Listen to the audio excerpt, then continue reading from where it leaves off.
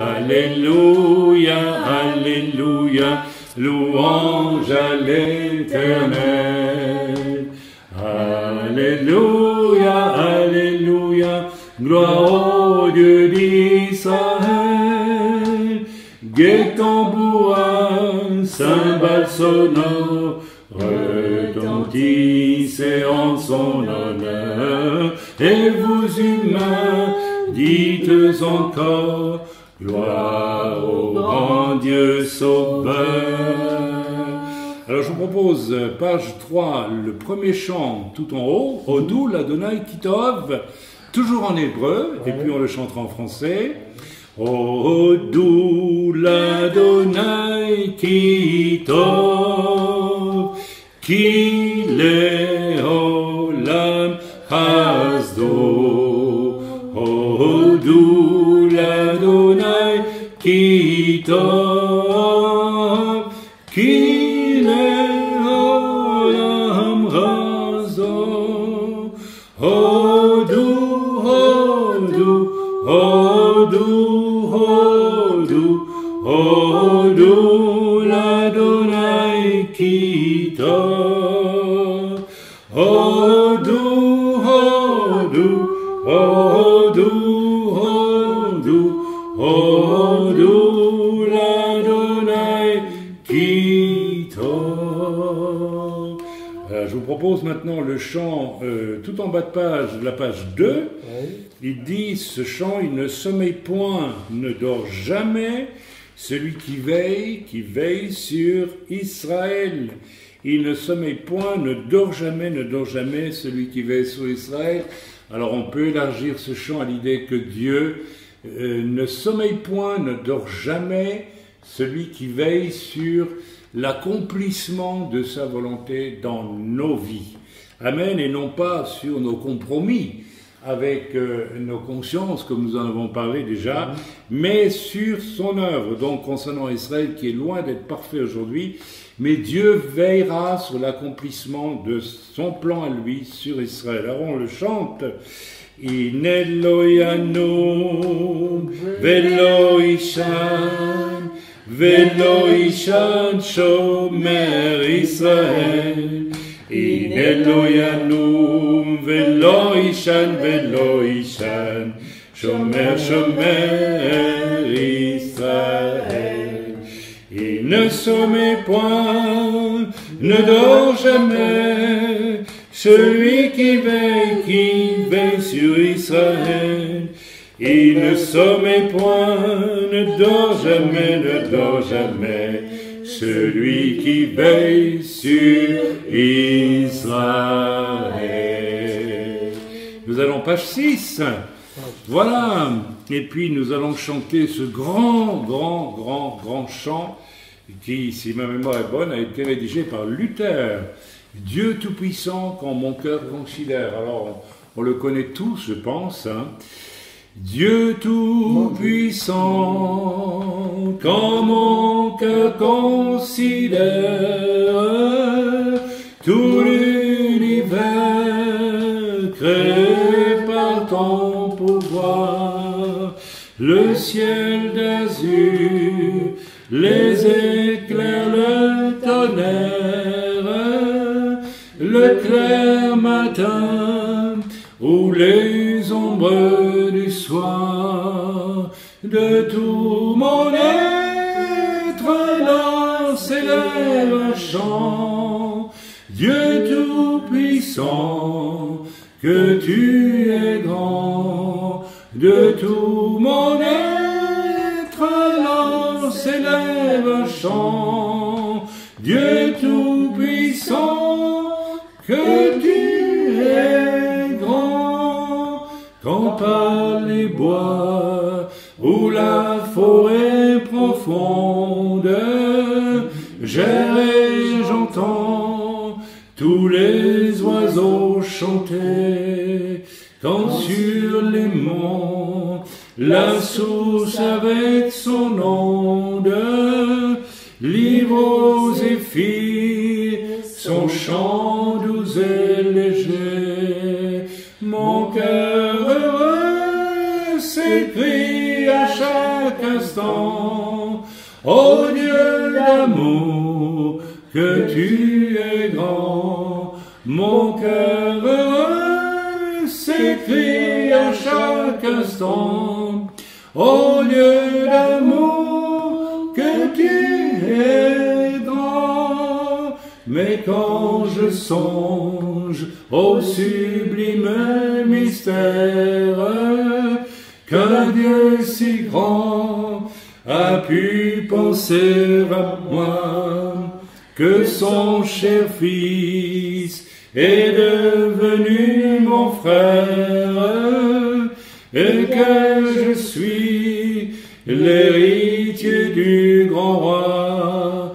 Alors mon cœur dit la nuit, le jour, que tu es bon, ô Dieu d'amour. Alors mon cœur dit la nuit, le jour, que tu es bon, ô Dieu d'amour. Quand mon Sauveur, éclatant de lumière, se lèvera de son trône éternel, et que laissant les douleurs de la terre, je pourrai voir les splendeurs de son ciel.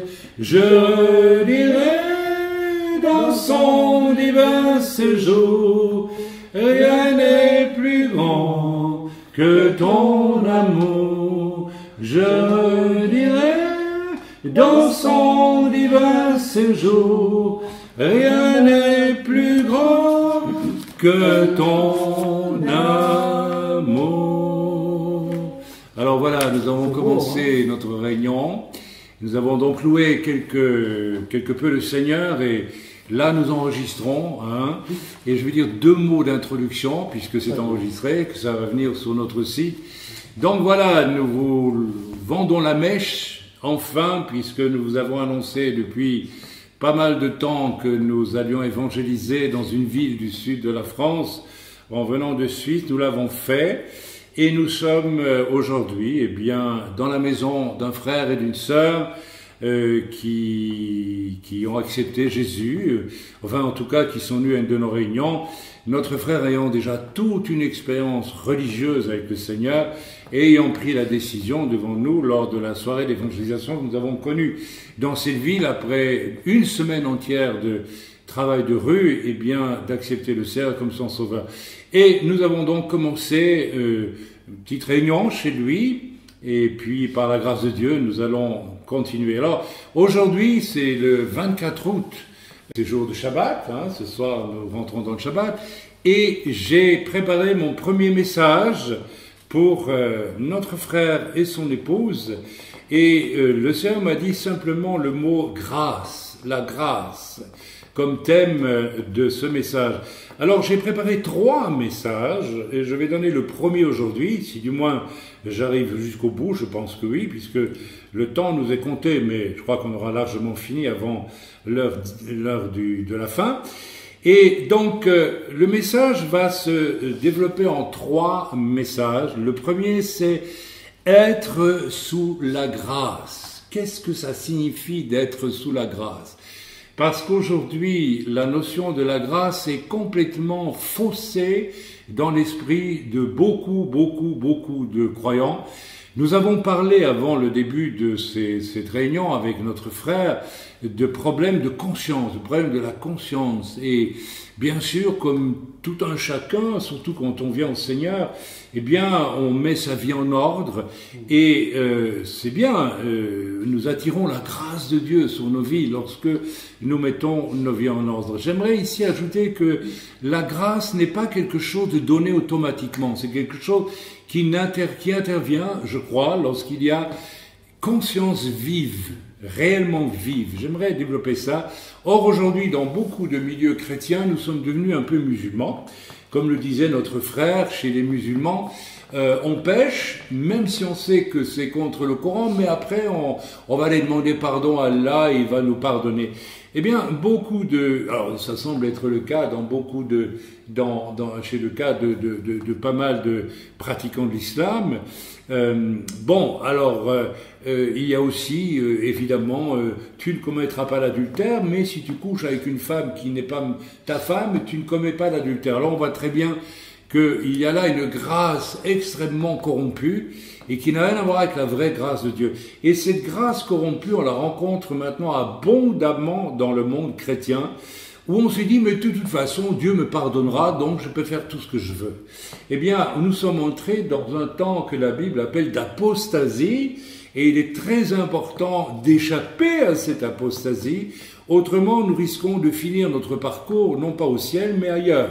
Suivez mon regard. Donc nous allons essayer de comprendre qu'est-ce que ça signifie avec la parole de Dieu, être sous la grâce. Ensuite, un deuxième message plus tard, si Dieu le permet, si nous avons l'occasion, mais je pense que nous l'aurons bien sûr, eh bien, comment agir par grâce, c'est-à-dire faire les choses par la grâce et non pas par nos propres forces. Ceci est extrêmement important parce que j'ai réalisé que là où le péché règne dans l'Église, on va développer très souvent une volonté de faire les choses de façon toute humaine, mais que Dieu ne bénit pas parce que le péché règne et le problème du péché n'a pas été réglé. Et on ne fait dès lors pas les choses par la grâce, mais on va développer les choses de façon religieuse, en leur donnant du poids, en donnant le poids d'une tradition, par exemple, mais on ne fait plus la volonté de Dieu, on fait la volonté des hommes, et on étudiera cela la semaine prochaine. Et le troisième message sur la grâce sera comment user du respect de la grâce pour autrui, c'est-à-dire comment user de grâce pour autrui. C'est un sujet extrêmement délicat, parce que la grâce pour autrui, comme la grâce pour nous, n'exclut pas la rigueur face au péché. Mais néanmoins, nous allons étudier comment on doit user de grâce aussi pour ceux qui sont plus faibles parmi nous, mais néanmoins, tout sans tomber dans le piège de cette grâce, n'est-ce pas, facile, à bon marché, et qui nous permettrait alors d'accepter le péché dans la vie. Alors d'abord, nous allons donc étudier ce qu'est la grâce, être sous la grâce. Est-ce que je suis sous la grâce? D'abord, nous allons étudier rapidement avec la Bible ce que n'est pas la grâce. Ok?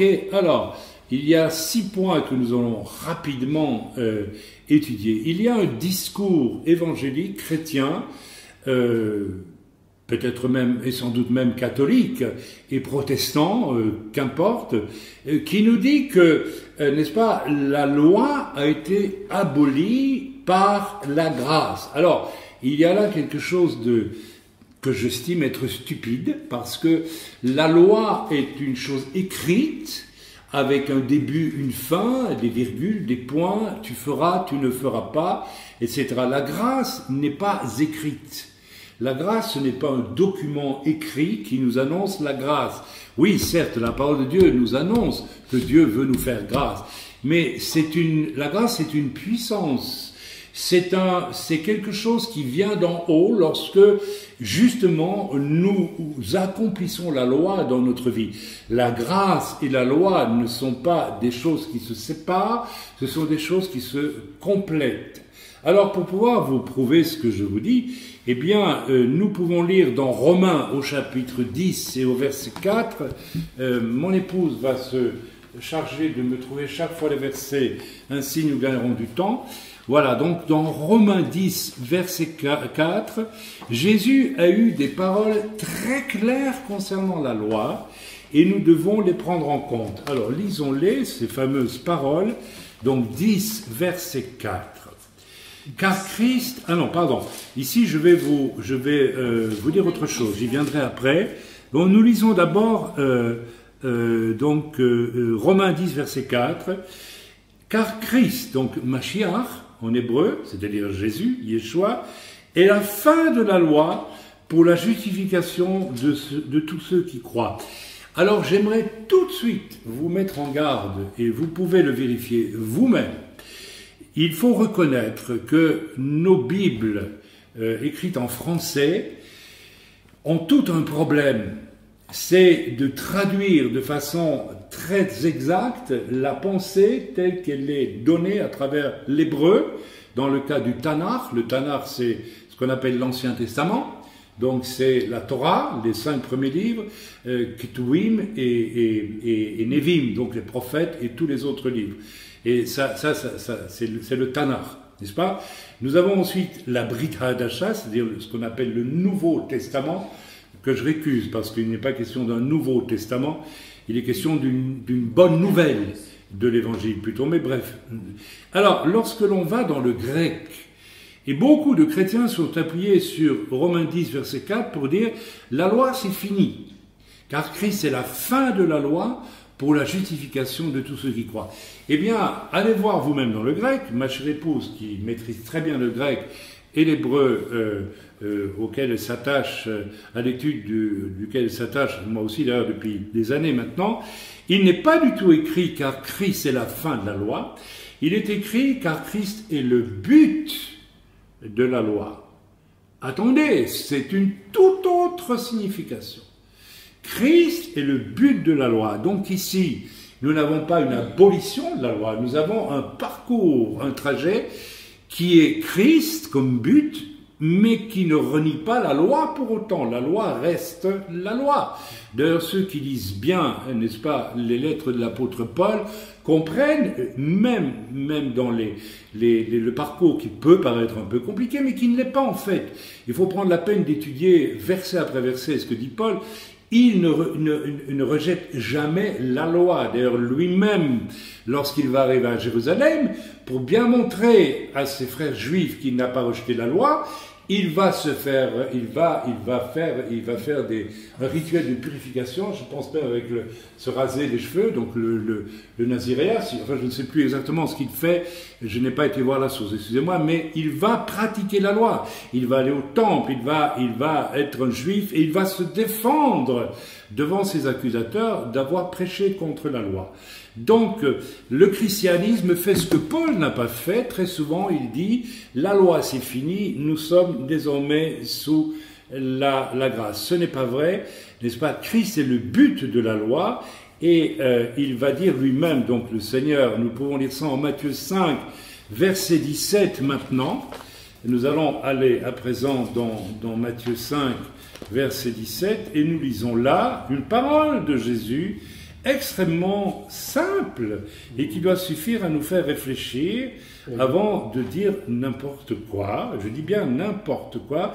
Il faut avoir l'audace, n'est-ce pas, de dire non, c'est pas Matthieu 5.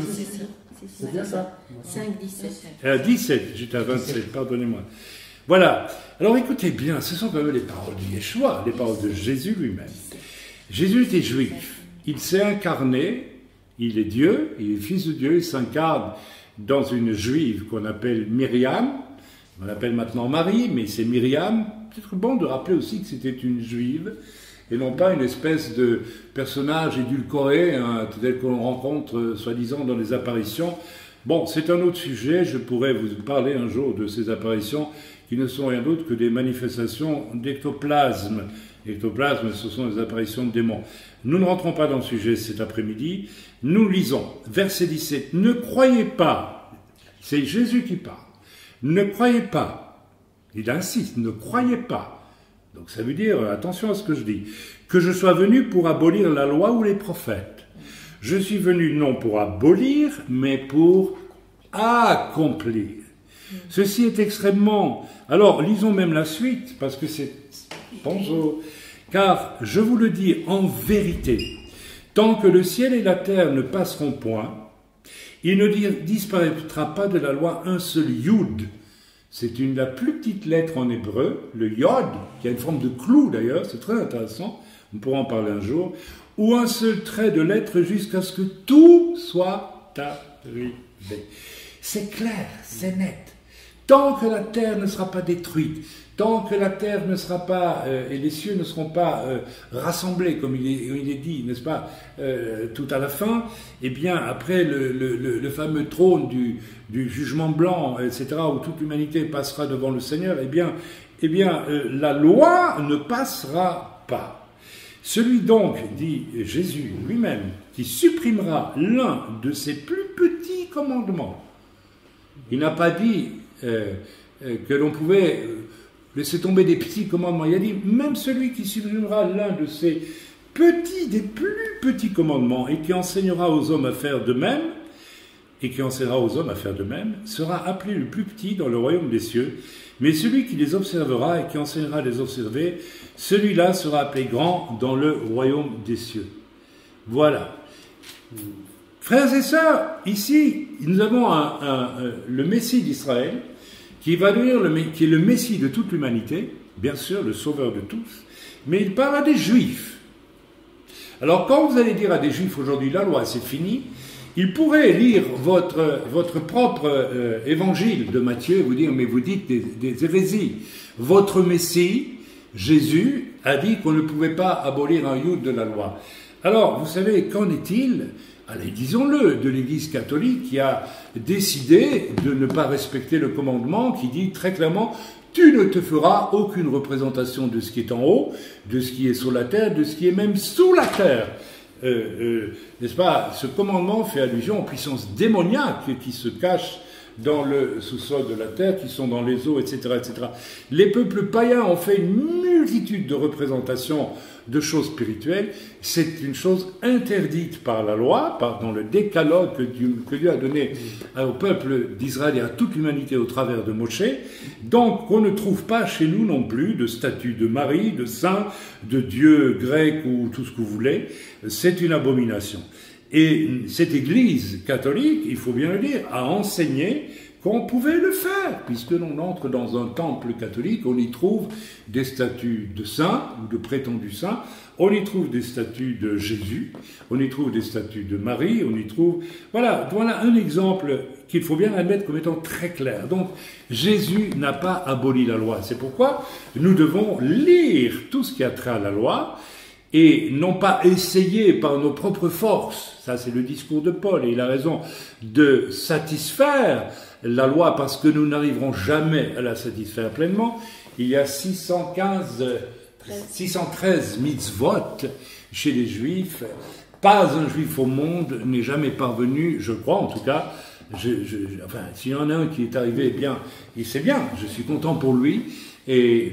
Vous savez, j'ai vu quelques vieillards en Israël avec des figures absolument lumineuses, mais je sais aussi qu'il y a des rabbins qui croient à Jésus en secret parce qu'ils n'osent pas le dire en public. Enfin bref, mais essayez de respecter 613 lois et vous allez vous rendre compte que c'est tout à fait impossible. Donc, si Jésus n'est pas venu pour abolir la loi, mais l'accomplir, ça veut dire que lui, par la grâce de Dieu, a accompli la loi parfaite.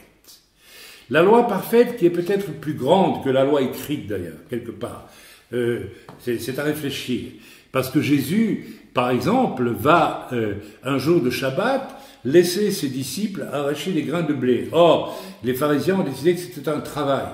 Donc en réalité, le besoin de nourriture de ses apôtres, de ses disciples, était plus grand que la loi qui commande de ne faire aucun travail. Puisqu'on se rend bien compte qu'arracher quelques grains de blé, ce n'est pas un travail. On n'arrache pas quelques grains de blé pour les moudre, faire de la farine et aller la vendre au marché. Ce n'est pas un travail, c'est juste satisfaire un besoin. Donc, le fait que Jésus les laisse manger le jour du Shabbat, avec ce geste qui consiste à agripper quelques grains de blé, prouve que, par amour, n'est-ce pas, il honore la loi de façon... Il y a une loi d'amour qui est plus forte que une loi, n'est-ce pas, quand même mesquine quelque part. Bref, mais revenons sur la grâce. Nous voyons donc qu'il nous est impossible d'accomplir la loi par nos propres forces. Et c'est tellement vrai que, n'est-ce pas, il faut le dire, le judaïsme rabbinique d'aujourd'hui, qui n'est plus du tout, qui est loin d'être le judaïsme tel qu'il était vécu du temps de Jésus, qu'est-ce qu'il a fait? Au lieu de reconnaître le fait que nul n'est capable de respecter la loi, comme le dit l'Écriture, ils en ont ajouté de nouvelles sans arrêt. Et si vous écoutez l'actualité rabbinique en Israël, vous verrez que, n'est-ce pas, à une certaine époque, manger le poulet, c'était avec la crème, c'était accepté. mais à une certaine époque, ça n'était pas, ce n'est plus. Donc, il y a quelque temps, manger du poulet avec de la crème, donc selon le verset qu'on trouve dans l'Ancienne Alliance, dans le Tanakh, où il est dit, tu ne mélangeras pas tu mangeras pas le chevreau dans le lait de sa mère. Alors, il n'est pas dit pour ça qu'il faut jamais manger aucune viande avec du lait. Alors eux, ils en ont fait une loi, une super loi, voilà. Donc, alors qu'en réalité, il est dit le chevreau avec le lait de sa mère. Alors, ça, on peut respecter. Et si on creuse un petit peu ce commandement, on va se rendre compte, j'ai étudié la question, que ça connotait avec un rituel occulte des peuples du Moyen-Orient de l'époque. C'est pour ça aussi. Et puis parce que c'est cruel, tout simplement. Parce qu'une mère met au monde un chevreau, et on va déjà tuer ce chevreau, qui est une chair tendre, et on va le cuire dans le lait de la mère, alors que la mère est là normalement pour allaiter. Bon, alors qu'est-ce qu'ils ont fait? Bien, ils ont rajouté loi sur loi pour contraindre toujours plus, dans l'espoir qu'en forçant les gens toujours plus à respecter des lois, ils allaient les forcer à être de plus en plus sous la loi. Mais ils n'ont fait que démontrer de plus en plus que la loi est impossible à appliquer par les seuls moyens humains. Alors voilà, donc on peut par contre, et nous commençons à toucher du doigt ce que signifie la grâce. Par la grâce de Dieu, nous pouvons accomplir la loi parfaite qui, n'est-ce pas, que le Seigneur nous a donnée. Yeshua donne la force d'accomplir à notre tour la loi par la grâce. Et ici, n'est-ce pas, cette grâce, eh bien, on peut commencer à la définir comme une faveur. J'ai oublié de vous lire, et j'aurais dû le faire, je vous demande pardon, le psaume 33, verset 22, nous allons lire maintenant. Et au fond, c'est peut-être pas plus mal que je n'ai pas fait dès le début. Le psaume 33, merci ma sœur, Toda Rabba, on va parler un petit peu en hébreu, je vous dire merci beaucoup. Nous lisons, j'avais donc en exergue de ce message sur la grâce, choisi sous direction du Seigneur, donc dans le psaume 33, du verset 18 au verset 22, il est écrit ceci: « Voici l'œil de l'Éternel est sur ceux qui le craignent. » La crainte de Dieu, ce n'est rien d'autre que d'avoir une conscience très vive qui me dit ceci est bien, ceci n'est pas bien, et je vais donc par crainte de Dieu, de déplaire à Dieu, faire ce qui est bien et non pas faire ce qui n'est pas bien. L'œil de l'Éternel est sur ceux qui le craignent. J'aimerais vraiment insister là-dessus. L'œil de l'Éternel, ça signifie aussi, si Dieu nous regarde, il va aussi faire descendre sur nous sa grâce. Si néanmoins, nous le craignons. Mais si je ne crains pas Dieu et que je fais allègrement le mal alors que je sais que c'est mal, l'œil de l'Éternel est sur moi aussi, ou peut-être qu'il se détourne de moi. Et sa grâce ne peut pas descendre. Nous commençons à définir la grâce peu à peu à travers ce que je suis en train de vous enseigner. L'œil de l'Éternel est sur ceux qui le craignent, sur ceux qui espèrent en sa bonté. Comment puis-je espérer en la bonté de Dieu, sauf à être très hypocrite, si je n'écoute pas ma conscience et que je la contrains à être brutalisé parce que je cherche à faire le mal. Je ne peux pas espérer en sa bonté. Déjà là aussi, nous avons une base pour essayer de comprendre ce que c'est que la grâce. C'est un effet de la bonté de Dieu. Et je peux espérer dans la bonté de Dieu, mais à condition que je fasse ce qu'il faut pour espérer en sa bonté.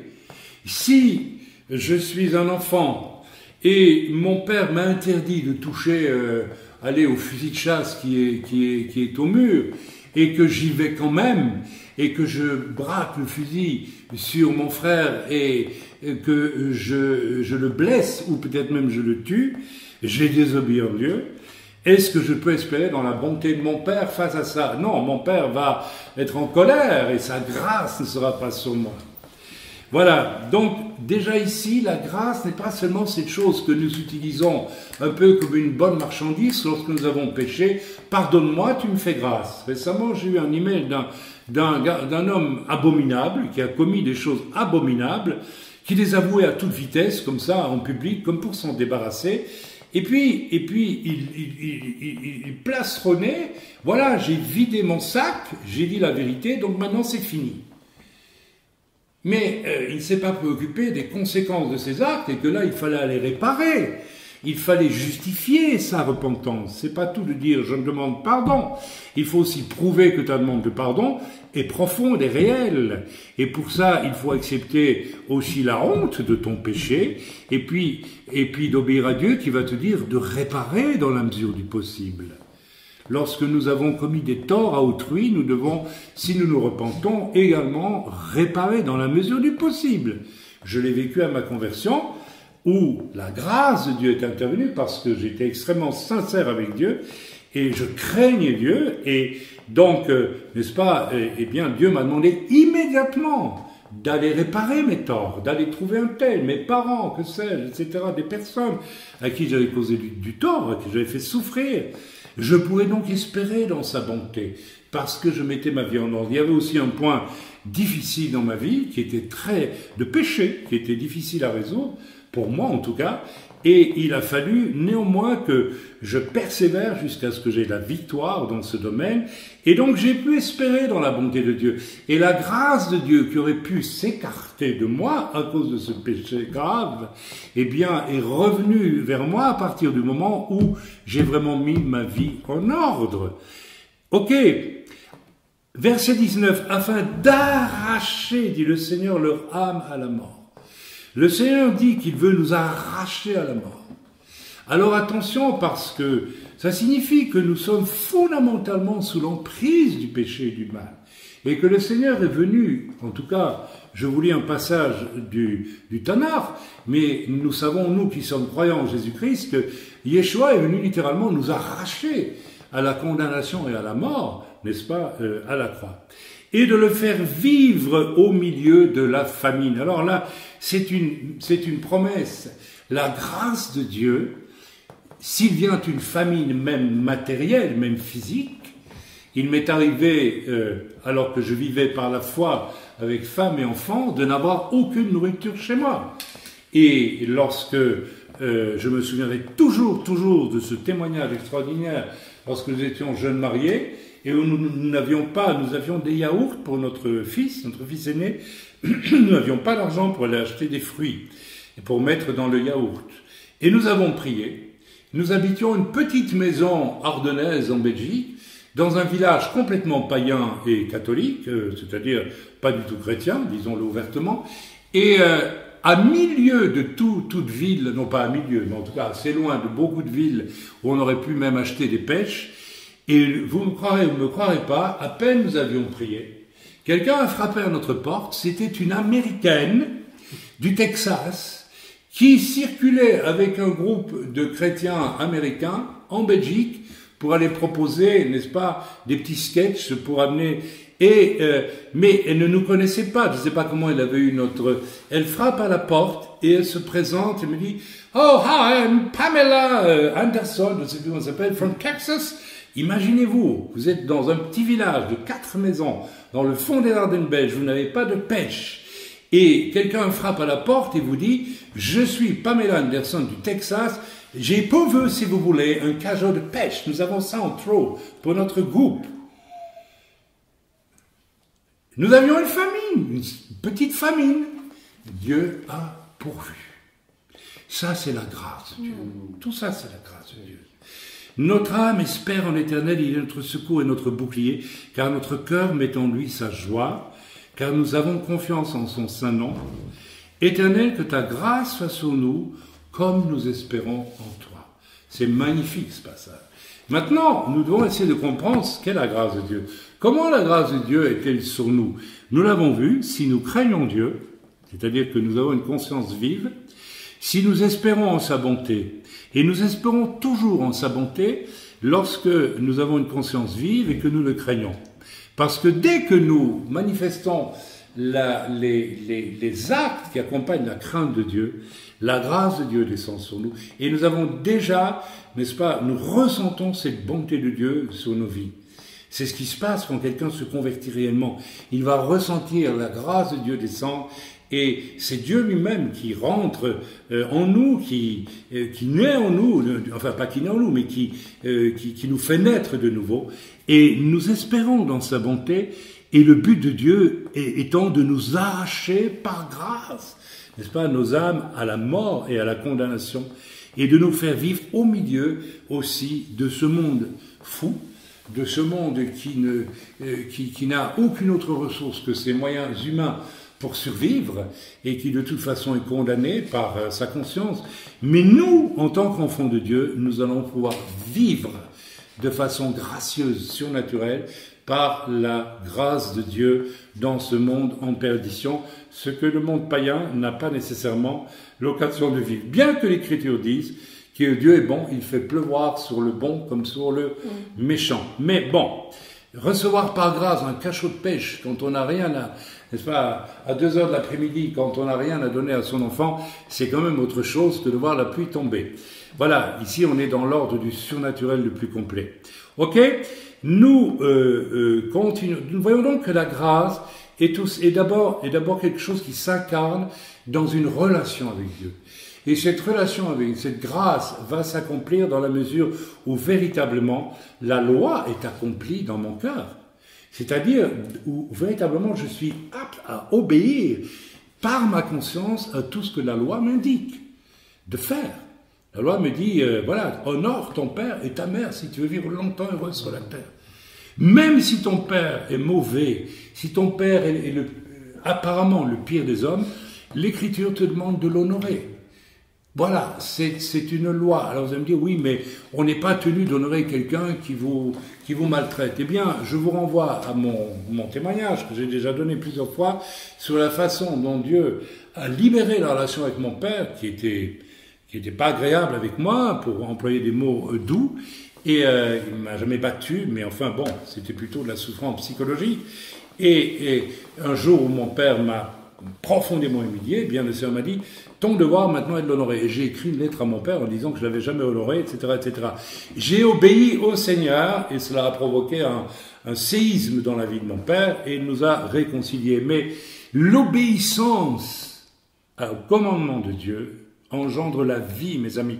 Et je répète, ce n'est pas par nos propres forces que nous pouvons y aller, mais par la grâce de Dieu. Le jour où Dieu m'a dit, même si ton père vient de t'humilier publiquement et d'une façon injuste, je te demande d'obéir par amour pour moi à ma parole, écris-lui une lettre où tu énonces tout le bien qu'il t'a fait, et que tu ignores d'ailleurs, parce que, vous savez, on retient toujours le mal, mais le bon, on l'oublie très vite. Hein. Et ensuite, tu lui diras, je t'ai jamais honoré. Ce qui était vrai, je n'avais jamais honoré. Je peux même dire que j'avais de la haine et de la colère contre mon père. Et j'ai signé ça. Ce jour-là, par la grâce de Dieu, j'ai accompli la loi qui me demandait d'honorer mon père. Contre toute possibilité humaine. C'était impossible humainement. Je détestais mon père, j'avais presque de la haine pour lui, du mépris, enfin, tout ce que vous pourriez imaginer. C'était tout à fait injuste d'ailleurs, à bien des égards. Mais j'étais incapable, j'aurais été incapable d'écrire cette lettre à mon père si ça avait été par la grâce de Dieu.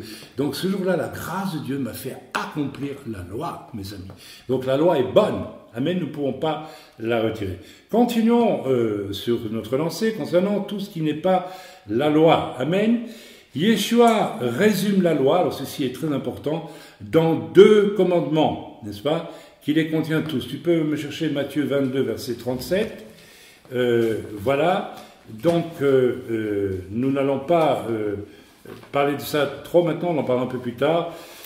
Voilà. Donc, comment, je l'ai dit, finalement, accomplir la loi parfaite de Dieu? Eh bien, je viens d'en donner un exemple magistral avec tu honoreras ton père et ta mère. Eh bien, en le faisant par la grâce de Dieu. Je le répète, vous pouvez lire tous les commandements qui sont dans la Bible et vous pouvez essayer par vos propres forces de les accomplir. Vous allez vous rendre compte que vous n'y arriverez pas. Et vous savez, c'est très étonnant. Il y a un commandement extrêmement important et qui n'est pas, je pense, dans le décalogue directement. C'est de ne pas dire du mal d'autrui, de ne pas médire et de ne pas calomnier.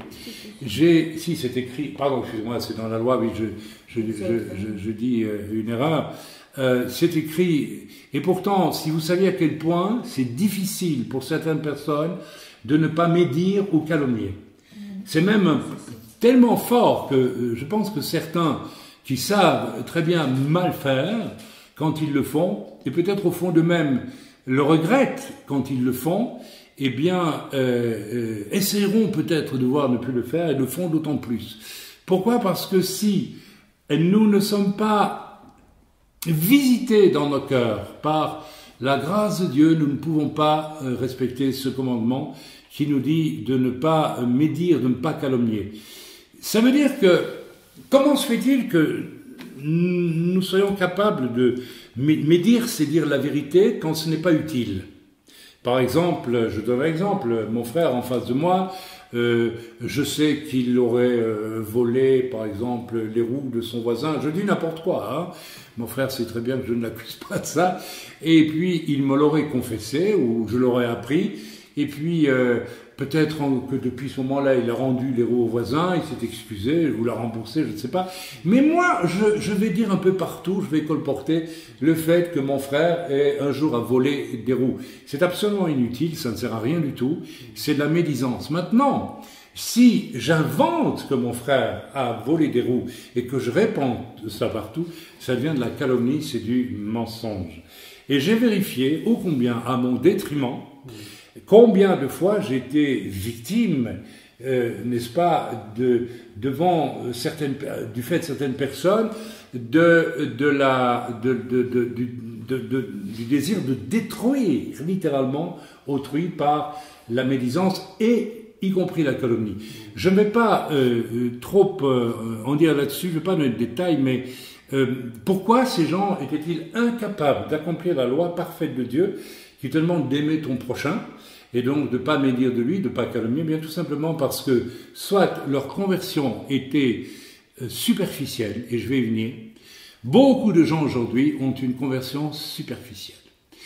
Si tu as une conversion superficielle et que la vraie crainte de Dieu n'est pas entrée dans ta vie le jour où tu as accepté le Seigneur, ou un peu avant, que sais-je, et ensuite après, par des œuvres de repentance réelles, tu dois savoir que le diable te connaît aussi, et le diable va te visiter là où il sait que le sacrifice parfait de Christ à la croix, qui est le plus grand acte d'accomplissement de la loi pour toute l'humanité, puisque Jésus, finalement, prend sur lui la condamnation qui doit être sur nous, donc il pousse à l'extrême le fait d'accomplir la loi en prenant même sur lui les conséquences de la loi pour chacun d'entre nous. Le jugement de Dieu est tombé sur lui à la croix. N'oublions jamais ça. Ce qui signifie qu'une véritable conversion, une véritable nouvelle naissance, implique que j'échappe complètement, n'est-ce pas, aux œuvres des ténèbres d'une manière ou d'une autre, de toute façon, et que la loi parfaite d'amour de Christ est aussi en moi. Alors, dites-moi pourquoi rencontrons-nous tant de chrétiens, pas tant, mais des chrétiens, qui ont de la haine les uns pour les autres, qui médisent, qui calomnient leurs voisins. Eh bien, tout simplement parce que, la loi parfaite de Christ ne s'est pas accomplie dans leur vie, ou parce qu'ils sont rétrogrades au point d'abandonner la foi. Et c'est ce que j'ai vérifié chez les gens qui pratiquent la médisance et la calomnie. C'est un des terrains les plus délicats, les plus sensibles, où le diable a énormément de victoires. Parce que un des effets de la conversion réelle, c'est la mort de l'orgueil. Et donc, si l'orgueil meurt, l'humilité prend la place. L'humilité, c'est quoi? C'est savoir que je n'ai absolument pas la capacité ni le droit de juger qui que ce soit, mais de décider que moi-même, je suis le plus grand des coupables devant Dieu. C'est tout. Ma conversion m'a amené à comprendre que j'étais quelqu'un qui avait fait des choses dont j'avais honte avant de connaître Christ. Et jusqu'à aujourd'hui, cette honte, elle est là, stockée quelque part dans ma conscience. Elle ne me tourmente plus, puisque Christ m'a pardonné, mais elle est là. Et elle a déclenché un processus d'humilité. L'humilité, c'est la prise de conscience de qui je suis. C'est un peu ce que un philosophe grec disait, connais-toi toi-même. Et je crois que beaucoup de chrétiens ne se sont pas connus eux-mêmes tels qu'ils sont le jour où ils ont rencontré Christ. Ils ont levé la main, ils ont accepté Jésus, très bien, voilà, je suis sauvé, et ça s'arrête là. Ok? Nous pouvons donc, revenons sur la grâce maintenant, nous pouvons donc dire que la grâce est une espèce d'énergie sainte, positive, n'est-ce pas, qui n'a ni commencement ni fin, puisqu'elle est de Dieu. Tout ce qui vient de Dieu est sans commencement ni fin. C'est éternel. La grâce est quelque chose d'éternel. Et ça participe de ce qu'on appelle l'amour de Dieu pour sa création. Donc, si la grâce est éternelle, il y avait la certitude, du point de vue de Dieu, que Dieu enverrait ce qu'il faut pour sauver l'humanité. Donc, c'est une force, la grâce. C'est quelque chose qui vient directement de Dieu et qui se manifeste dans nos vies par une présence, par la présence de Dieu, par la présence du Saint-Esprit, par la confiance dans sa bonté qui naît soudain dans nos cœurs. Vous savez, moi, cette bonté de Dieu, je l'ai cherchée toute ma vie, depuis l'âge de 4 ans où j'ai vu ma mère prier, ce qui m'a beaucoup impressionné, et ce qui, je crois, m'a induit à commencer à vouloir trouver Dieu, que je n'ai trouvé qu'à 33 ans, puisque je n'ai pas trouvé à travers la religion de mes parents, ni celle de mes ancêtres, et donc j'ai expérimenté, mais ce désir d'un Dieu bon, eh bien, je l'ai cherché pendant 33 ans sans le trouver, et lorsque j'ai rencontré le Seigneur, j'ai expérimenté cette bonté. Donc, tout ça, c'est un effet de la grâce de Dieu. Amen. C'est une puissance sans commencement ni fin qui est, n'est-ce pas, qui entre un jour dans nos vies pour y introduire une relation vivante et éternelle avec Dieu. Je répète, la grâce est quelque chose qui va rentrer dans ma vie. Si ma vie est réellement, sincèrement repentie devant Dieu, si ma conscience est devenue vive et que je commence à marcher avec une conscience vive, eh bien la grâce va m'inonder et elle va introduire dans ma vie aussi quelque chose de magnifique, non plus une relation insatisfaite à Dieu. Beaucoup de chrétiens aujourd'hui sont insatisfaits. Ils questionnent tout le temps.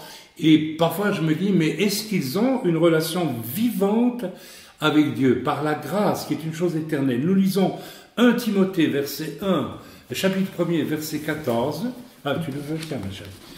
Je donne la Bible à mon épouse, elle va chercher cela. Donc ceci est très très important. Donc pendant mon épouse Serge, je répète, la grâce est donc une présence de Dieu, une énergie absolument sainte et positive, sans commencement ni fin, puisque ça procède de Dieu, qui va entrer dans nos vies pour y introduire une relation vivante et éternelle avec Dieu. J'insiste là-dessus. La grâce a une capacité éternelle, puisqu'elle procède de Dieu, et lorsqu'elle descend dans ma vie, elle atteste les choses de Dieu dans ma vie, elle atteste mon salut. Eh bien, voilà. Donc, lisons ensemble 1 Timothée, chapitre 1er, verset 14. Qu'est-il écrit là? Il est écrit ceci. « Et la grâce de notre Seigneur a surabondé avec la foi et l'amour qui est en Jésus-Christ. » Amen, c'est bien ça que je veux dire. La grâce de notre Seigneur a surabondé avec la foi et l'amour qui est en Jésus-Christ. Voilà un verset qui atteste profondément, n'est-ce pas, de ce qu'est la grâce. Amen. Mais mes amis, voilà, on peut peut-être un peu plus haut. Voilà, je rends grâce à celui qui m'a fortifié. C'est Paul qui parle. À Yeshua Mashiach, Jésus-Christ, notre Seigneur, notre Adonai, de ce qu'il m'a jugé fidèle en m'établissant dans le ministère. Moi qui étais auparavant un blasphémateur, un persécuteur, un homme violent. Vous voyez que Paul n'a pas honte de dire ce qu'il était avant de connaître la grâce de Dieu. Il n'en a pas honte. Beaucoup de chrétiens aujourd'hui camouflent ce qu'ils étaient et ce qu'ils sont parfois encore bien souvent dans leur vie dite chrétienne. Il y a aujourd'hui une espèce de tiédeur généralisée qui veut que non, mais c'est pas si grave que ça. Ce que j'ai vécu avant d'être chrétien, c'est pas grave. Si, c'est grave. Tout doit être amené au pied du Seigneur. Tout doit être confessé. Tout ce que ma conscience me reproche quand j'accepte Jésus doit être mis en lumière. J'ai eu l'occasion de visiter un pays de l'Est ces dernières années, ces derniers mois, et j'ai constaté quoi? J'ai constaté simplement qu'il y a un énorme problème, n'est-ce pas, entre, n'est-ce pas, du fait de conversion qui camoufle le mal, tout simplement. Et puis on découvre, à un moment donné, même au niveau des serviteurs, un compromis avec le péché autour d'eux, pour continuer à pouvoir construire leurs églises. J'ai vu ça de manière très claire dans un des pays de l'Est, mais j'aurais pu le voir dans plusieurs pays de l'Est, donc la Russie, la Biélorussie, l'Ukraine, la Pologne, la Hongrie. J'ai connu cela de manière flagrante. J'ai même été chassé d'une église à Budapest où j'avais donné un message sur la convoitise, et en fait, sans le savoir, j'avais mis en lumière le péché de convoitise du pasteur qui couvrait disons, le comportement d'un homme extrêmement riche dont il recevait de l'argent. Oui, ces choses existent. Amen. Mais Paul, lui, n'a pas eu peur d'abandonner ce qu'il était, c'est-à-dire un blasphémateur, un persécuteur, un homme violent. Mais, dit-il, j'ai obtenu miséricorde parce que j'agissais par ignorance dans l'incrédulité. Et, dit-il ensuite, la grâce de notre Seigneur a surabondé avec la foi et l'amour qui est en Yeshua Mashiach. Donc la grâce veut surabonder dans nos vies. Peut-on être chrétien et ne pas être atteint véritablement par cette grâce souveraine, totale dont Paul nous parle? C'est une grâce absolue, mes amis. Attention, quand il est question de grâce, c'est pas une petite grâce comme ça. Vous savez, quand certaines personnes, notamment dans la religion catholique, on dit ça couramment, a eu une bonne petite expérience de sa vie, oh, c'est une grâce de Dieu. C'est pas tout à fait faux, mais c'est un peu une vision quand même morcelée et édulcorée de la grâce, n'est-ce pas? C'est la grâce un peu ramenée au niveau de circonstances humaines. La grâce est une puissance, mes amis, extraordinaire, dont nous devons faire l'expérience. Et c'est une expérience souveraine, totale, absolue, dont mon esprit et puis mon âme et ensuite mon corps savent qu'elle est entrée dans ma vie. Mes amis, le jour où j'ai accepté Yeshua, mon esprit a été visité, mon âme a été visitée, Dieu a questionné ma conscience et m'a commandé immédiatement de réparer ceci, cela, d'abandonner une faute grave dans ma vie, et je l'ai finalement abandonné. Dieu soit loué, amen. Et donc, mon corps aussi a été transformé. Je pense qu'au moment de ma conversion, une année avant ma conversion, quelque chose me disait, tu vas en enfer. Je savais que j'allais en enfer. C'est l'Esprit de Dieu qui me parlait. C'était aussi la grâce de Dieu. C'est, d'une certaine façon, Dieu voulait m'arracher à la mort, comme nous l'avons lu dans le psaume que j'ai lu tantôt. Bien, alors, mon corps aussi a été complètement bouleversé et transformé en bien, puisque je pense que, très honnêtement, il devait me rester 2 ans à vivre lorsque je me suis converti. J'avais des problèmes de cœur, etc., etc. Et je suis bien en vie aujourd'hui. Alors, mes amis, est-ce qu'un chrétien, ou une personne qui est chrétienne, peut être ne pas atteinte vraiment par la grâce totale et souveraine? C'est une difficile question qui mettra au défi tout esprit logique, parce qu'on dira, mais non, si Dieu fait grâce, voilà, on est, etc., etc. C'est tout ça la question, est-ce que je suis nécessairement sauvé le jour où j'ai accepté Jésus, ou est-ce que je peux perdre mon salut? Je ne vais pas rentrer dans le débat aujourd'hui, mais la question est difficile pour la logique. Elle est moins difficile si l'on prend les choses par le biais de la vraie conversion. Vous savez, beaucoup de gens aujourd'hui, on peut se poser la question, ça me dit, mais moi j'ai accepté Jésus, je suis sauvé. Mais, vous savez, c'est bien de dire je crois à Jésus, mais est-ce que je suis passé par je dirais presque cette étape tragique de la conversion qui me transforme de A à Z, n'est-ce pas, devant ce Messie qui nous a sauvés, qui meurt sur la croix et qui ressuscite ensuite? Je n'en suis pas convaincu. Je dirais que, n'est-ce pas, cette grâce, n'est-ce pas, sera sur une personne, je vais même dire le chrétien, à condition que sa conversion soit réelle. De plus en plus de conversions aujourd'hui sont des conversions light.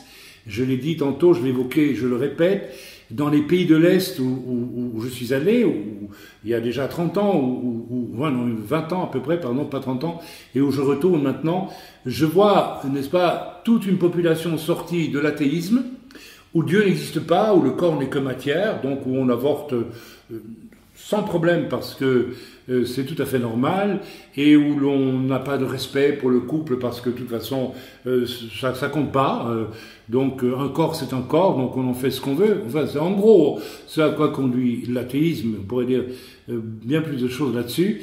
Et donc sur base de cet athéisme communiste qui a régné pendant des décennies sur tous les pays de l'Est, est venu, je le crains, un évangélisme édulcoré, venu des États-Unis surtout, faut bien le dire, un évangélisme en train d'être décadent, d'aller vers l'apostasie, et qui a introduit un petit peu il vous suffit d'accepter Jésus, vous êtes sauvé, après on va vous comprendre.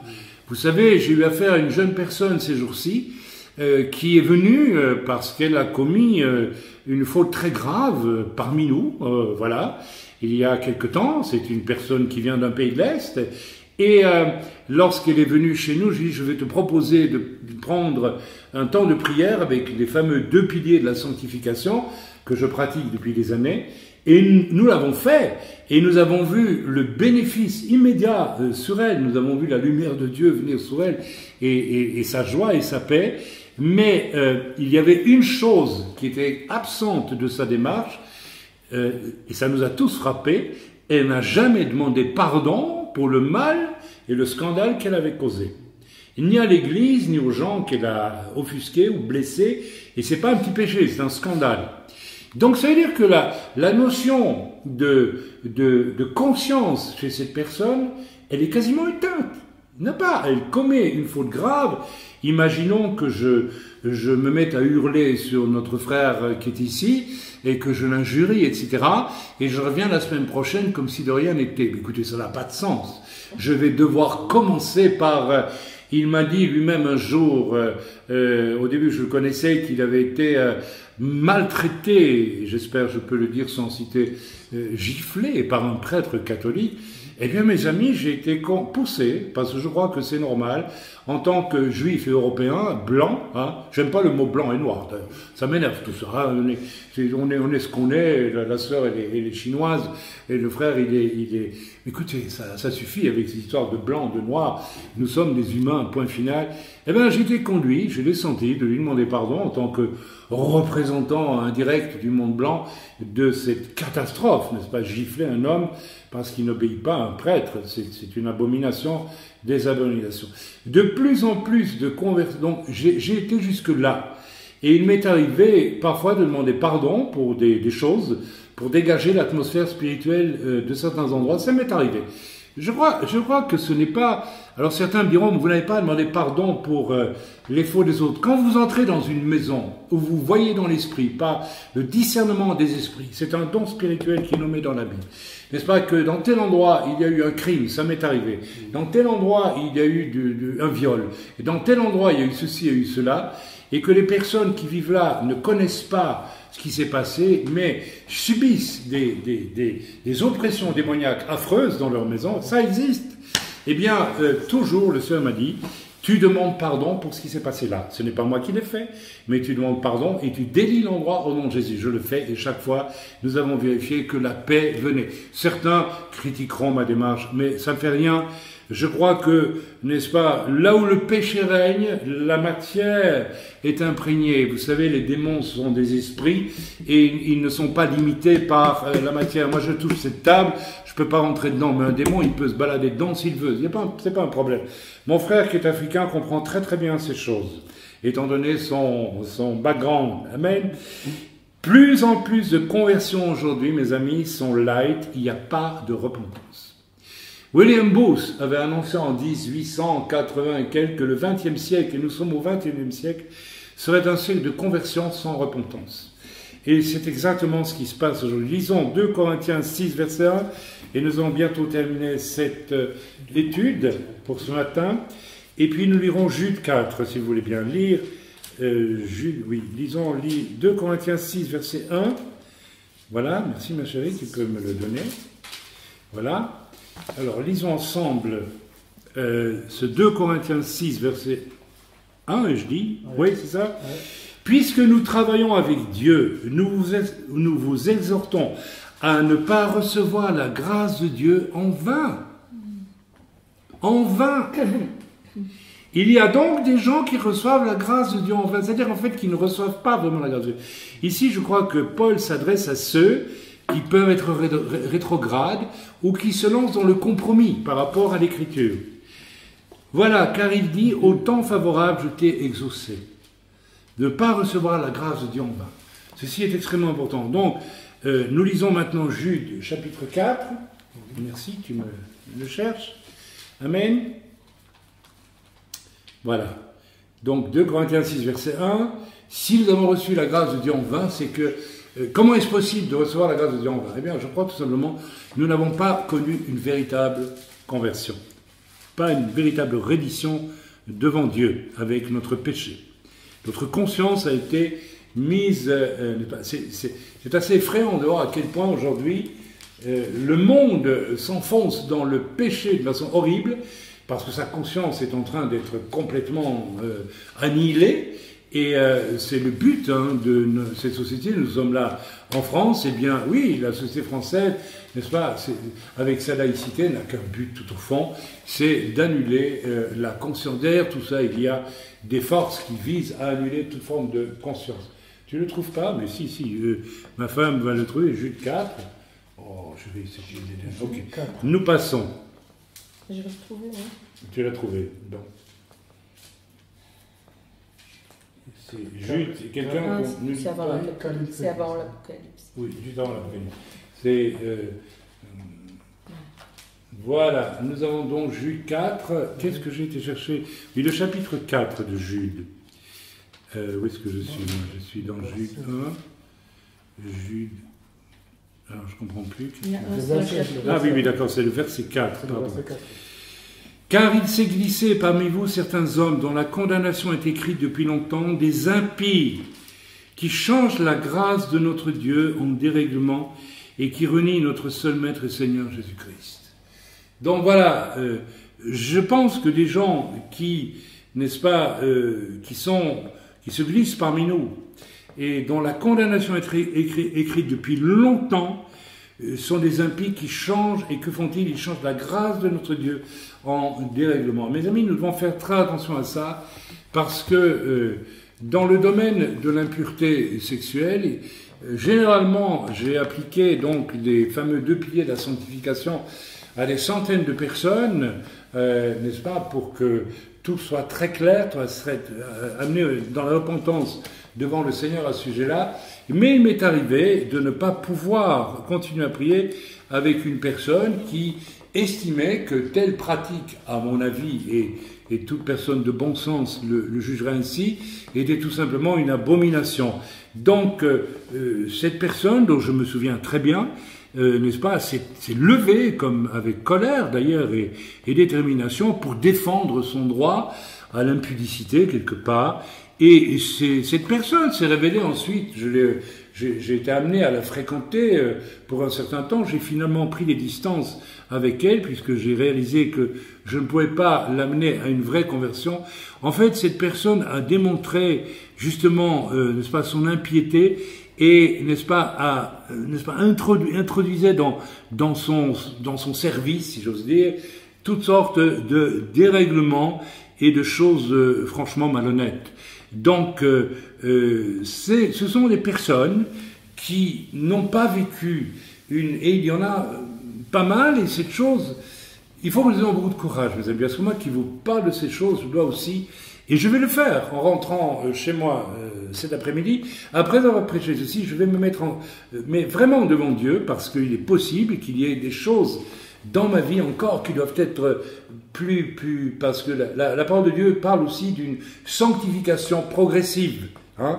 Nous devons rechercher, après cette première étape de la conversion qui fait descendre la grâce de Dieu sur moi, il va y avoir une série de processus de plus en plus précis, de plus en plus fins, de plus en plus subtils, qu'on appelle la sanctification. D'ailleurs, il est écrit dans la parole de Dieu que nous devons rechercher chercher. Nous ne devons pas nous contenter de l'attendre, nous devons chercher.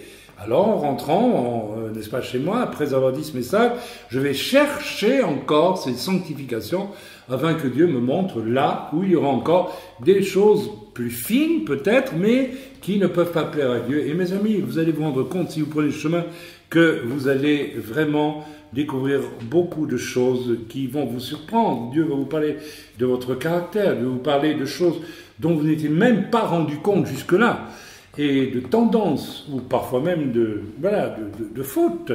Et nous avons donc à faire ce travail. Maintenant, revenons rapidement, avant de finir, n'est-ce pas, à ce fameux « Tu aimeras le Seigneur, ton Dieu », oh, pardonnez-moi, s'il le faut, je reprendrai la semaine prochaine. « Tu aimeras le Seigneur de tout ton cœur, de toute ta force », c'est en Matthieu 22, 37, nous allons le lire, tu peux me le trouver ma chérie, Matthieu 22, verset 37, ça tout le monde connaît, et tu aimeras ton prochain comme toi-même. Nous allons donc le lire. Je vais te demander de le lire, Elisheva, si tu veux bien, à haute voix, comme ça nous gagnerons du temps. Matthieu 22, verset 37.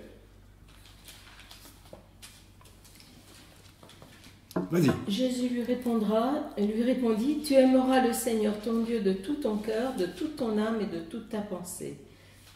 Amen. On s'arrête rien qu'à ça. De quoi? De tout ton cœur. Il ne dit pas, le Seigneur ne dit pas, tu aimeras le Seigneur, point. Il dit, de tout ton cœur.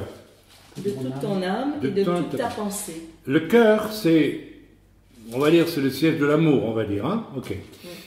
Ton âme, c'est le siège de toutes tes émotions, de toute ta pensée, de tout ton intellect, de tous tes choix, quelque part, qu'ils soient émotionnels ou bien intellectuels.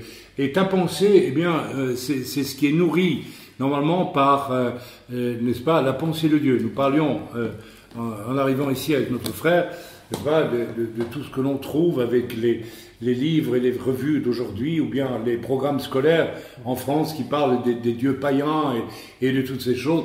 Alors il est clair que nous ne pourrons pas nourrir notre pensée, nous pourrons parfois connaître ces choses pour pouvoir les dénoncer, nous pourrons avoir la vanité, mais nous en nourrir et ne pas nous nourrir de la parole de Dieu, ce n'est pas aimer Dieu. Donc aimer Dieu consiste à nourrir notre pensée de la pensée de Dieu, donc de sa parole, et aussi de ce que l'Esprit nous dit sans arrêt, c'est soumettre notre cœur et notre âme à Dieu. Et ça va très loin.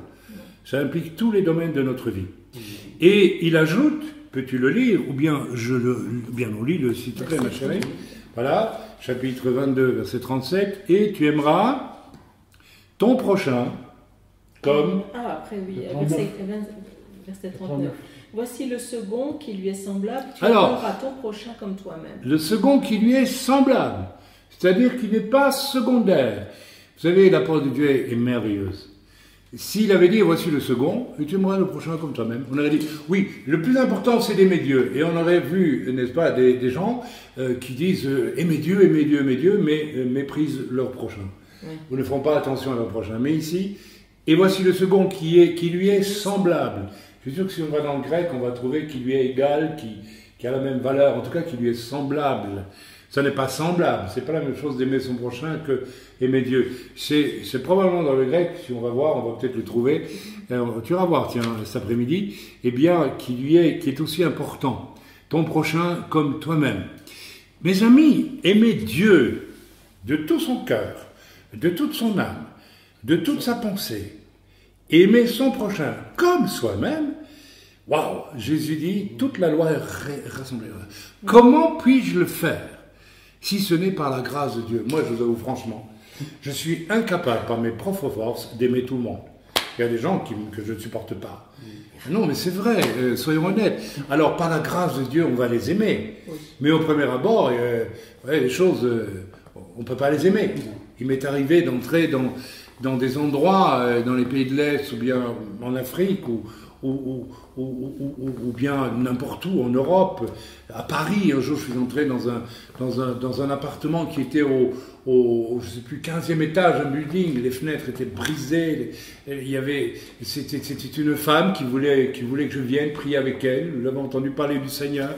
mais cette femme était une débauchée, et elle nourrissait ses enfants par la prostitution. Et quand je suis entré dans cette maison, j'ai eu la vision d'un serpent énorme comme ça qui enserrait toute la pièce. Je pouvais, hélas, je devinais les scènes de débauche inouïes dans cet appartement. Mon premier réflexe a été de ne pas aimer ça du tout. Mais par la grâce de Dieu, j'aurais pu dire non, je ne supporte pas cette femme, je m'en vais. Non, eh bien par la grâce de Dieu, et pourtant, même mon odorat était atteint par des odeurs. Vous savez que les démons ont une odeur, hein, ça pue, les démons puent. Oui, absolument, ils puent. Et il peut y avoir une présence de Dieu sur vous qui est parfumée, ça existe, c'est rare, mais ça arrive. Mais dans le monde spirituel, il y a des odeurs aussi. Eh bien, par la grâce, je suis resté, j'ai parlé, j'ai pu faire un travail avec cette épouse. Par la force de la grâce, et seulement la grâce, mais la grâce, je le répète, n'entre, ne descend, n'est une puissance dans nos vies, mais je dirais une enveloppe bénissante dans ma vie que s'il y a conversion puissante. Ok? Alors voilà, je l'ai dit, donc je vais finir là-dessus. En nos jours, il y a de plus en plus de personnes qui se disent chrétiennes alors que l'on découvre que la grâce de Dieu n'a pas accompli le dessein de Dieu. Voilà, n'a pas été accompli. Alors, est-ce que j'ai terminé la sanctification sans laquelle nul ne verra Dieu? J'ai dit aussi, n'est-ce pas, nous pouvons lire dans 2 Thessaloniciens 2, verset 13. Voilà, et puis nous allons aller à la fin de ce message. 2 Thessaloniciens 2, verset 13. Voilà. Tu peux me le lire, ma chérie, s'il te plaît.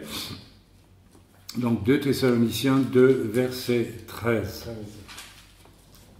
Voilà. Pour nous, frères bien-aimés du Seigneur, nous devons à votre sujet rendre continuellement grâce à Dieu, parce que Dieu vous a choisi dès le commencement pour le salut, par la sanctification de l'Esprit et par la foi en la vérité. Voilà, nous devons rendre grâce à Dieu. C'est intéressant, parce qu'ici, rendre grâce à Dieu, quelque part, c'est renvoyer vers Dieu quelque chose de la grâce. Je ne sais pas si vous me suivez. C'est pas seulement dire je prie Dieu, non, rendre grâce à Dieu. Qu'est-ce que c'est que rendre? Oui, c'est remercier. Mais remercier avec des moyens humains? Si je dis merci à Dieu par des seuls moyens humains, en tant que païen, est-ce que Dieu bénit ma prière? Non. Non. Tout le monde cherche. Vous savez, on entend aujourd'hui un grand discours. On a tous le même Dieu. Non, c'est pas vrai. Il y a le Dieu de la grâce et il y a tous les autres. Vous remarquerez que dans l'islam, que dans le bouddhisme, dans l'hindouisme, vous pouvez étudier toutes ces religions, il n'y a pas un atome de grâce. Les hindous ont 1 million de dieux qui sont tous plus terrifiants les uns que les autres. Vous allez dans n'importe quelle philosophie ou religion en dehors du véritable christianisme, du judéo-christianisme, il n'y a pas d'idée de grâce, ça n'existe pas. Donc, relis s'il te plaît ce passage. Donc, nous rendons grâce à Dieu parce que Dieu vous a choisi dès le commencement pour le salut, par la sanctification de l'Esprit et par la foi en la vérité. Voilà, donc la sanctification de l'Esprit. Donc, ils rendent grâce à Dieu parce que Dieu les a choisis pour le salut et la sanctification, dit-il, de l'Esprit. Ça veut dire, c'est l'Esprit avec un grand E qui est écrit là. Oui. Donc, c'est la sanctification que l'Esprit de Dieu m'applique. C'est-à-dire que j'accepte le Seigneur, mais ensuite l'Esprit, il me visite comme un acide brûlant pour me dire tout ce qui est absolument inacceptable dans ma vie. Et lorsque j'ai vraiment accepté cette œuvre-là, on en revient toujours au fameux discours, il n'y a pas de conversion sans repentance. Il n'y a pas de salut sans repentance. Mais ensuite, l'Esprit qui est saint va continuer à veiller sur ma sanctification et je vais devoir me repentir de temps en temps lorsque, n'est-ce pas, voilà. Alors où est-ce que ça la coince pour en finir avec ce message? On a reçu, ça coince tout simplement de ce que l'on a reçu souvent en superficie, le fait qu'être chrétien c'est bon, c'est bien, c'est chaleureux, c'est agréable, c'est une protection. Beaucoup de gens veulent une protection, donc on accepte le Seigneur. Mais c'est pas suffisant, mes amis. Amen. Et nous avons aujourd'hui un nombre considérable de prédicateurs qui cherchent à remplir leurs églises en disant, vous savez, c'est bon d'être chrétien. Dieu va vous bénir, Dieu va vous guérir. Dieu, notre frère ici, est handicapé physiquement. J'ai prié pour lui, il n'a pas encore été guéri. Il le sera peut-être un jour. Mais je connais beaucoup de gens qui viennent dans une église pour être guéris. Mais est-ce qu'ils viennent pour se repentir devant Dieu de leur vie de péché? Je n'en suis pas certain du tout. Il y a toutes sortes de motivations aujourd'hui pour aller dans les églises. Peut-être s'exciter un petit peu parce que, tiens, j'ai vu qu'ils font des choses extraordinaires. Peut-être parce que j'aime le rock et tiens, cette église, elle favorise la musique rock, donc j'y vais. Il y a des gens qui joignent aujourd'hui des églises parce qu'on y fait des festivals de musique rock. Et nous savons que cette musique est diabolique. Il y a 36 motivations aujourd'hui qui n'ont plus rien à voir avec la motivation de départ réelle, biblique et entière, la repentance et l'obéissance à Dieu et la vraie nouvelle naissance. Je nais de nouveau quand je laisse le Seigneur tuer en moi l'homme pécheur. Si je ne laisse pas Dieu tuer en moi l'homme pécheur, je ne peux pas naître de nouveau. Je ne peux pas naître de nouveau. Je suis un mort vivant. J'ai une religion, mais je ne suis pas né de nouveau. La nouvelle naissance, sans nouvelle naissance, mes amis, il n'y a pas de ciel possible. Il n'y a pas d'enlèvement possible. Attention, il faut absolument, absolument, absolument. Eh bien, les fruits de tout ça, eh bien, par exemple, je le vois de plus en plus, c'est que le problème de l'orgueil n'est pas réglé dans la vie de la plupart des croyants. Mes amis, le vrai signe d'une conversion, c'est que l'orgueil est brisé. Et que l'humilité va naître. Attention, pas l'humilité de façade. Vous avez des gens qui présentent un extérieur très humble, vous savez, ils sont très... Si vous me voyez, pendant que là, vous allez m'entendre, vous n'allez pas me voir, parce que d'habitude, on filme nos messages. Mais vous avez des gens comme ça, plein d'humilité apparente, et puis quand vous les laissez un peu vivre devant vous, vous découvrez un jour, il y a un orgueil terrible qui se cache là. Ça, c'est encore une fois l'humilité que l'on fabrique à main d'homme. Non, je parle de l'autre humilité, celle que l'on reçoit par la grâce. Et le grand orgueilleux que j'étais avant de connaître le Seigneur, non pas en faisant le moindre effort, mais par la grâce, est devenu humble à la conversion. Je ne dis pas que Dieu n'a pas dû encore travailler dans ma vie pour me montrer là où se trouvaient les radicelles de mon orgueil, parce que ça a beaucoup de branches, hein. Mais fondamentalement, le travail a été fait là, mes amis. Et c'est ce qui ne survient plus dans la vie de beaucoup de chrétiens, de soi-disant chrétiens aujourd'hui, car, n'est-ce pas, nous n'avons pas rencontré. Alors nous allons lire Hébreux 2, verset 9. Peux-tu nous le trouver, ma chérie? Ok? Et donc, ils n'ont pas connu ce brisement de l'orgueil, n'est-ce pas, par une conversion puissante qui a incendié le péché et donc l'orgueil dans leur vie. L'orgueil, c'est quoi l'orgueil? C'est le poison fondamental qui nous vient du diable et qui, en fait, fait de nous des rebelles contre Dieu, en réalité. C'est tout. C'est l'intelligence diabolique qui nous a été transmise à la chute et que nous avons tous en nous quelque part et qui nous pousse surtout à ne pas reconnaître nos torts. Ce qui fait que vous écoutez certains débats parfois à la télévision française, je suis toujours étonné de voir à quel point il y a de l'orgueil et non pas le désir d'un débat honnête. N'est-ce pas? On va toujours trouver l'argument qui va contrer l'autre parce qu'il faut avoir raison, point final. Mais on ne construit rien ainsi, strictement rien, et c'est flagrant. Tu nous lis Hébreux 2, verset 9, s'il te plaît, ma chérie? Mais celui qui a été abaissé pour un peu de temps au-dessous des anges, nous le voyons couronné de gloire et d'honneur à cause de la mort qu'il a soufferte. Amen. Ainsi, par la grâce de Dieu, il a souffert la mort pour tous. Je vais le relire parce que c'est un texte fondamental et extraordinaire qu'il faut absolument lire et relire.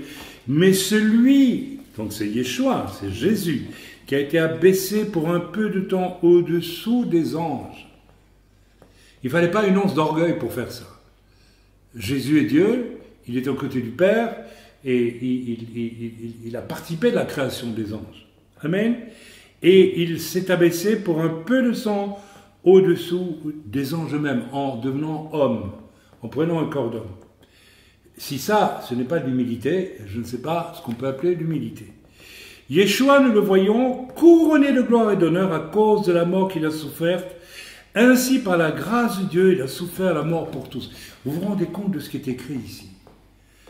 Pour pouvoir être élevé, couronné de gloire et d'honneur, il a commencé par s'abaisser en dessous de sa propre condition, alors qu'il n'avait pas de raison de le faire. Jésus n'est pas pécheur, il n'a pas besoin de découvrir l'humilité. Mais l'humilité est pour lui consubstantielle à la nature divine. C'est extraordinaire. Vous savez que Dieu connaît l'humilité, et c'est ce que c'est que l'humilité. Elle procède du cœur de Dieu, l'humilité. C'est si facile pour nous d'être humble, je vais vous dire la vérité, non, c'est pas facile. C'est très difficile d'être humble. Nombre de fois où j'ai rencontré des circonstances où j'avais raison, et comme le disait mon grand-père à mon père, si tu vois, fils, qu'un homme ne peut pas être rendu raisonnable dans une conversation, arrête de parler avec lui.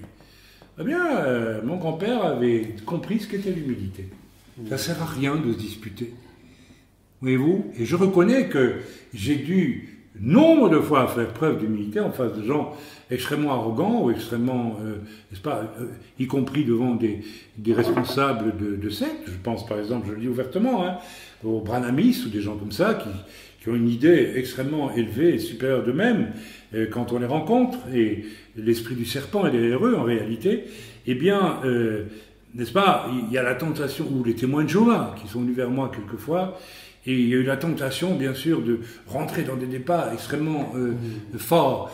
Eh bien non, le Seigneur m'a toujours montré, tu dois rester dans une position d'humilité, tout en disant avec douceur et fermeté néanmoins. N'est-ce pas, on ne doit pas jouer à la douceur en prenant une petite voix mièvre. On doit rester ce qu'on est. Moi, je mesure 1m90 et j'ai un tempérament qui est le mien. Et c'est pas parce que je suis vif parce que je crois à ce que je dis que je manque d'humilité, de douceur. On se comprend. Mais revenons à Jésus, c'est beaucoup plus intéressant. Jésus, nous le voyons, couronné de gloire et d'honneur à cause de la mort qu'il a soufferte. Ainsi, par la grâce de Dieu, il a souffert la mort pour tous. Jésus lui-même, par la grâce de Dieu, a pu accomplir cette chose inouïe, invraisemblable, qui défie toute logique humaine, tout entendement humain. Prendre sur lui le péché de toute l'humanité, c'est impensable pour nous. Nous ne pourrons pas comprendre une chose comme celle-là. L'Écriture nous dit, c'est par la grâce de Dieu. Quand Yeshua était à Gethsémane, il a dit, Père, si le couple peut s'éloigner de moi, s'il te plaît. Il a vu l'ampleur du travail qu'il allait devoir faire, vivre. Il en a conçu l'horreur absolue, la souffrance morale. Il est le Fils de Dieu, porter le jugement de Dieu pour tous les péchés de toute l'humanité. C'est inouï, ça dépasse l'entendement. Et il dira néanmoins que ta volonté soit faite. À ce moment-là, qu'est-ce que le Père fait? Il dit, par ma grâce. C'est écrit ainsi, par la grâce de Dieu, il a souffert la mort pour tous. Il a été rendu capable, par la grâce de Dieu, pas par ses propres forces, d'humain. Il était homme aussi, par la grâce de Dieu, la grâce surnaturelle de Dieu. Mes amis, il n'y a pas une démonstration, un verset plus fort que celui-là. Peut-être, il y en a d'autres dans la Bible, il y en a beaucoup, on pourrait parler de la grâce en épluchant presque toute la Bible en réalité, mais on n'a pas le temps de le faire, et puis l'essentiel était peut-être aujourd'hui de comprendre ce que signifie la grâce. Alors la semaine prochaine, nous verrons, si Dieu le permet, ce que nous pouvons faire et comment nous le faisons par grâce. Voilà, on en reste là pour ce message. Je remercie notre frère et notre sœur qui nous reçoivent chez eux. C'est la première fois et ils nous ouvrent leur maison. Et bon, ils ont été bénis, je pense. Alors on viendra pour la suite. Et puis voilà, donc priez aussi pour ce travail qui se fait ici dans le Sud, puisque après la campagne d'évangélisation qui s'est faite, n'est-ce pas, dans cette ville, eh bien, nous restons avec ma femme pendant plusieurs mois ici. Peut-être nous prolongerons, si Dieu nous demande de prolonger. Mais en tout cas, pour assurer nos frères et notre sœur, ces deux jeunes qu'ils ont beaucoup appréciés, Samuel et Arnaud, prendront le relais si je ne suis plus là. Donc, il y aura donc un suivi et nous espérons, nous avons d'autres contacts dans cette contrée et peu à peu, nous avons donc choisi non pas d'ouvrir un bâtiment et de commencer des grandes réunions, etc., mais plutôt de travailler personne après personne, avec patience et en nous mettant à la disposition des gens aussi. Je crois que nous voulons pas vivre une vision ambitieuse d'avoir une grande église. Vous voyez ce que je veux dire? Ça serait par nos propres forces. Nous voulons obéir au Seigneur. Ça nous a montré de faire cette évangélisation et puis de nous rendre disponibles avec humilité et générosité, donc à tous ceux qui le voudront. Et c'est ce que nous allons nous employer à faire. C'est pour ça que je ne suis pas filmé aujourd'hui. J'ai un message qui est prêt à être filmé. J'en ai un autre qui vous arrivera avec retard, donc celui d'il y a 2 semaines, parce que je suis obligé d'envoyer mes cartes mémoire par la poste, afin qu'on les place sur le site, n'est-ce pas, là-bas en Suisse, parce qu'ici, notre Internet est tellement pauvre et tellement faible que nous n'arrivons pas à les placer sur le site à partir d'ici. Donc, c'est la raison pour laquelle il y a un certain retard. Ne nous en veuillez pas. Soyez bénis dans le nom de Yeshua. S'il vous plaît, priez pour nous. Demain, nous nous rendons au chevet d'une personne, entre guillemets, mourante, mais qui vit des temps exceptionnels. Alors qu'elle devrait être décédée, elle ne décède pas. Et elle vit avec le Seigneur des expériences absolument bouleversantes.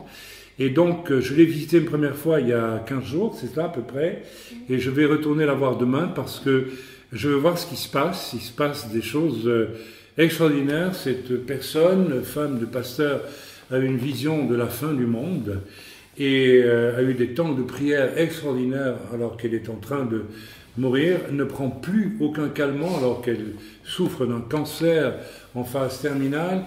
Et elle ne veut même plus prendre de médicaments, elle se confie dans la grâce de Dieu, c'est le cas de le dire, et Dieu l'accompagne, semble-t-il, il semble qu'elle ne souffre pas, ou qu'en tout cas qu'elle arrive à vivre ses souffrances sans avoir recours à des médicaments. Elle n'en veut même plus, elle ne veut plus ni de morphine et même pas de doliprane. Elle dit non, j'en veux même plus. Voilà, je veux rester avec mon Dieu et dans la présence de Dieu et prier. S'il me reprend, il me reprend. Donc priez parce que peut-être allons-nous assister à un miracle. Je vais aller donc demain et après-demain avec mon épouse la visiter. Soyez bénis dans le nom de Yeshua et j'espère que ce message vous aura interpellé. En tout cas, soyez sûrs que vous ne faites pas partie de ces chrétiens à peu près convertis. Il y en a trop aujourd'hui et vous devez vous attendre à des catastrophes. La sœur dont on nous a envoyé le message sur la fin du monde, dit-elle, eh bien, a vu venir dans les temps qui viendraient. Elle a prié intensément Dieu depuis des semaines maintenant. Elle est sur son lit de mort, mais elle ne meurt pas. Et elle prie, nuit et jour. Et elle nous a dit avoir été horrifiée, terrifiée de voir ce qui allait venir sur la terre avant le retour du Seigneur. Frères et sœurs, il est grand temps de prendre au sérieux les avertissements de Dieu, de ne plus jouer avec le feu, mais d'être vrai, radical, entier avec le Seigneur, afin que la grâce puisse nous accompagner, y compris dans ces temps difficiles qui vont venir. Dieu a prévu pour ceux qui sont vrais, qui sont honnêtes, des moyens extraordinaires pour soit leur faire traverser des douleurs avec la grâce de Dieu, ou bien échapper même aux douleurs par la grâce de Dieu. Mes frères et sœurs, le monde, et nous le voyons, il n'y a plus besoin de le dire, va dans une folie croissante aujourd'hui. Et prenez garde, si vous êtes de faux chrétiens, vous allez d'ailleurs, cette femme qui est en train de mourir a dit à quelqu'un tu vas tout perdre. C'est-à-dire que toute une partie de ce qu'elle a peut-être vécu dans sa vie, bien que cette personne soit venue vraiment au Seigneur maintenant, eh bien, ne peut pas continuer à vivre avec elle, ne peut pas être sous la grâce de Dieu, ne peut pas être protégé par Dieu. Il y a des choses qui ne peuvent pas être protégées par Dieu dans nos vies. Des choses qui ont été mal vécues, mal acquises. Vous savez, c'est l'éternel problème des hommes d'affaires qui se convertissent et leurs entreprises s'écroulent. Tout simplement parce que Dieu ne peut pas bénir ce qui a été construit dans la fraude, dans la tricherie, dans le vol, que sais-je d'autre. Alors ne soyons pas surpris que des choses s'effondrent dans nos vies. Simplement, Dieu ne peut pas les bénir. Alors acceptons que Dieu détruise et faisons confiance à Dieu. Si Dieu laisse s'effondrer ce qui ne peut pas bénir, il va le remplacer par quelque chose qui peut bénir. Voilà. Soyez bénis dans le nom de Yeshua. Amen. Et Shabbat Shalom à tous.